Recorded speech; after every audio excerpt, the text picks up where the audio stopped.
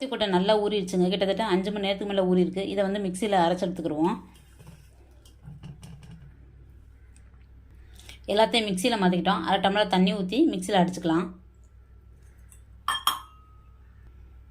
மிக்சியில் அரைச்சி எடுத்துக்கிட்டோம். இதை நம்ம வந்து வடிகட்டிக்கிடுவோம். இன்னொரு பாத்திரத்தில் வடிகட்டி வச்சுக்கிடுவோம்.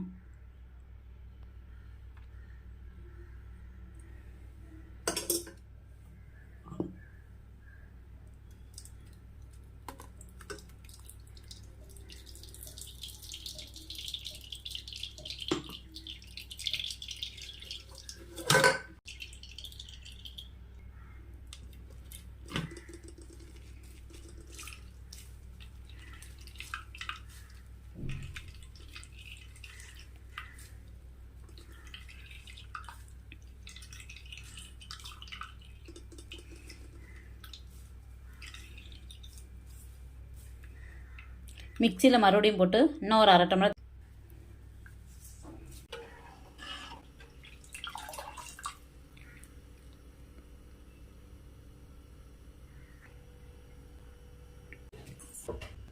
இந்த மாதிரி பொங்கி வரும். பொங்கி வரையில் நம்ம கிண்டிக்கிட்டே இருக்கணும்.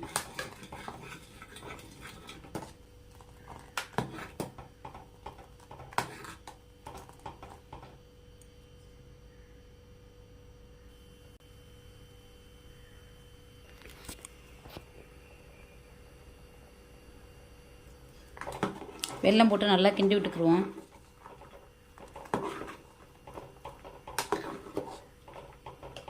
வெல்லம்லாம் நல்லா கரைஞ்சி வரட்டும்.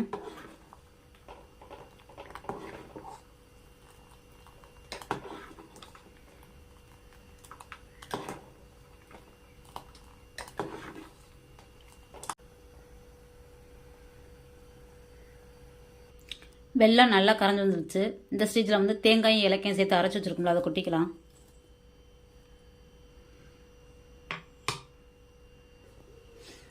தேங்காயும் ஏலக்காய் போட்டோம்ல, அப்போ போட்டுட்டு ஒரு தடவை கிண்டி விட்டுக்குருவோம்.